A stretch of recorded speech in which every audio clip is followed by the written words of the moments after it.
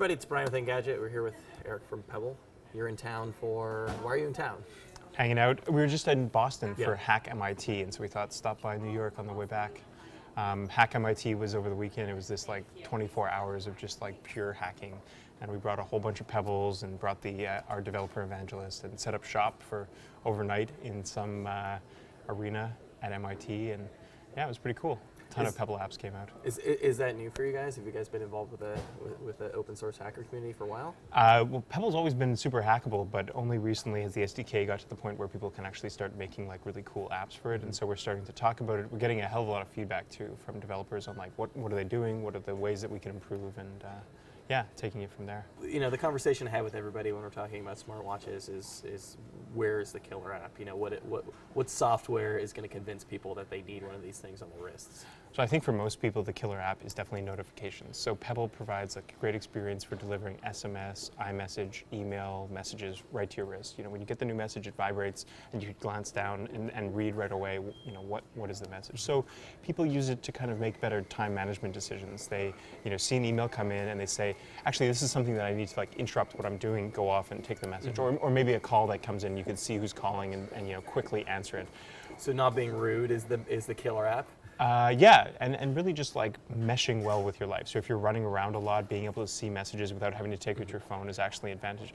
Like, you know, when you're waiting for people at the bar, waiting to meet someone, being able to see quickly if they're running late, that's cool and useful. Do people miss watches now that you know, now that smartphones are out there, now that we're getting our time somewhere else? Well, when I've been wearing Pebble for the last 10 months now, and I think I've forgotten it like 1 or 2 days, and like I noticeably feel different when I forget my smartwatch.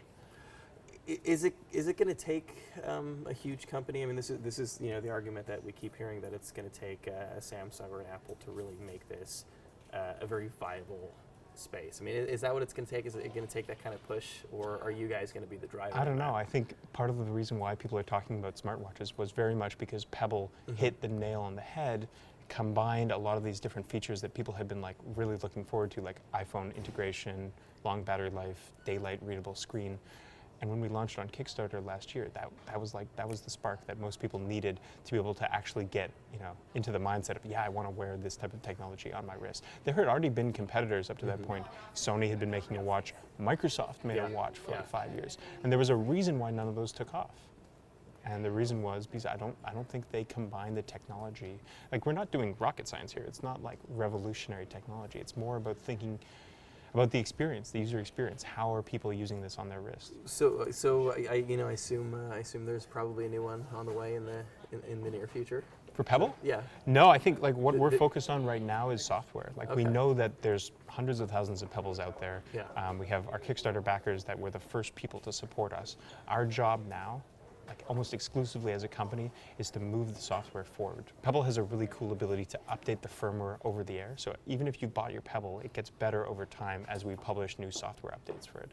And so as a company, you know, we're working primarily on improving the developer experience. So enabling developers to write more exciting and interesting apps for Pebble, and improving the core usability. I mean, there's been some gaps. You know, we've moved quickly and broken things, and we're working really hard to make sure that the moment you open up a Pebble box, it's sort of making your life better in little tiny ways. So the idea is really just to support the ones that are out there right now, rather than making people constantly refresh the device? Yeah, definitely. I mean, we future-proofed Pebble quite a bit. We included Bluetooth LE. We included a magnetometer, an accelerometer, light sensors. We put a lot of tech inside Pebble because we knew that the watch that we would ship to Kickstarter backers would be what people judge us based on. So from our perspective, it's just like make that experience best for the people that have Pebble on their wrist. Are you interested in selling the company at any point? I mean, is that something you guys have been selling Pebble? Yeah, you know, I mean, obviously you've got a great product here, and yeah, you can not make exactly. quite a bit of money. I think we're right now focused on figuring out Yeah. what's the future of wearable technology going to be, and how is Pebble going to play an extremely important role in that.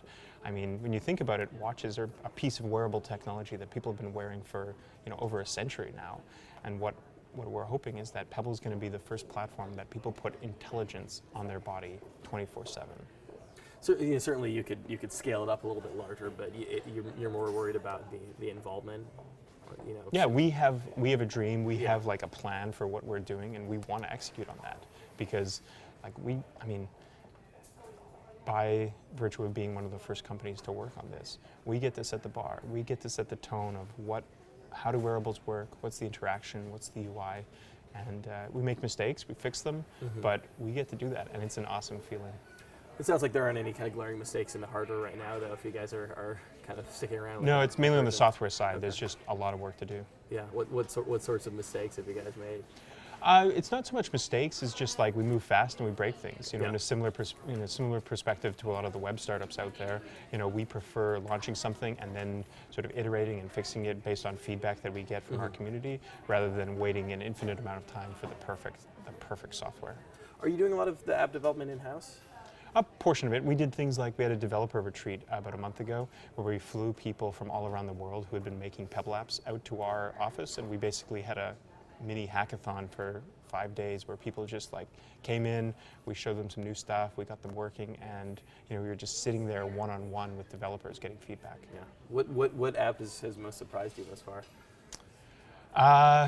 One of my favorite apps right now for Pebble is this thing called Pebble Locker. It's for Android, so it allows you to enable mobile device administration, basically admin mode on Pebble. You can, while your Pebble's connected by Bluetooth, your phone can be auto unlocked, so you don't need to enter your passcode. But the moment that your Pebble is disconnected, you know, if someone steals your phone and walks off with it, your Pebble will, you know, break the Bluetooth connection, and then the passcode gets automatically re-enabled. So it's a little bit higher security than not having a passcode, but at the same time, you don't have to enter the passcode when you're just, you know, using your phone out of your pocket. So you said that pretty much everything you've got on your device right now is new. I mean, it's largely stuff that we haven't really had a chance to see. I've got a really cool 5-day weather forecast app that shows you, upcoming weather at a glance. It's a pretty good example of how you can fit quite a bit of information on a fairly small watch screen. Then I've got an Evernote app, which lets you see, I think I have some notes that I had at a presentation that I gave at Hack MIT stuck in my Evernote, and you can actually just glance through it and see it on the wrist. And then I have a whole bunch of different watch faces that people have made, simple ones. This one's like the iOS 7S design. Then there's, even I've got a N64 GoldenEye health monitor watch that someone made using this website called Watch Face Generator. It's really cool. So it's this website where you can upload a bitmap or an image of anything under the sun, and then readjust like the time and date. Do you want an analog clock or not? And then hit a button on the web and have it sent to your watch. So people who don't even know how to code can build their own custom watch face for Pebble. We've had people, I think there's probably an Engadget watch face sitting out there, but like my mom has used it to make like cool little watch faces that she sends to my aunt. And yeah, it's a way for people to really customize what they wear.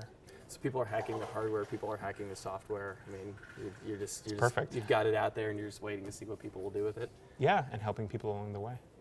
Great. Yeah. Thank you. Thanks, Brian.